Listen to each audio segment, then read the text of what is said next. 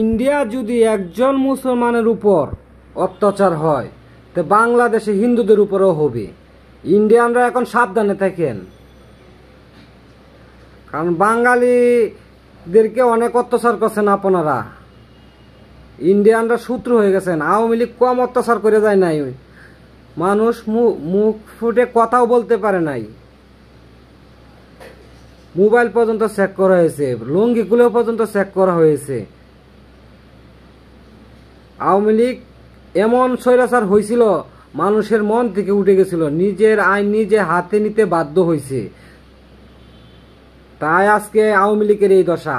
আমরা জনগণ, বাংলাদেশের জনগণ চায় আওয়ামী লীগ যেন আর কোনোদিন আমাদের বাংলাদেশের রাজনীতি না করতে পারে। বুঝতে পারছেন? ইন্ডিয়ানরা আর বাংলাদেশে কোনো দালালি করবেন না, এই কথাটা মনে রাখবেন। বহুত দালালি করছেন বাংলাদেশের সাথে আপনারা, আমাদেরকে বেচে খাইছেন, আমাদেরকে ঠকাইছেন। আপনারা সাবধানে থাকেন।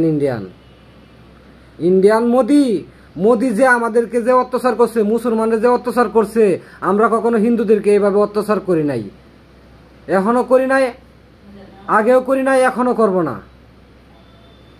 বুঝছেন? মোদির স্বৈরাচার যে করতেছে, স্বৈরাচারী যে করতেছে, মোদিরও একদিন এরকম হবে। যখন ইন্ডিয়ান ছাত্র সমাজ, জনগণ জেগে উঠবে, মোদিরও ন্যাংটা করে ছাড়বে। মোদির পালানির মতো আর কোনো রাস্তা থাকবে না। মোদির এক কুবায়া মারবো, কুবায়া বা ইন্ডিয়ান মানুষ, জনগণ।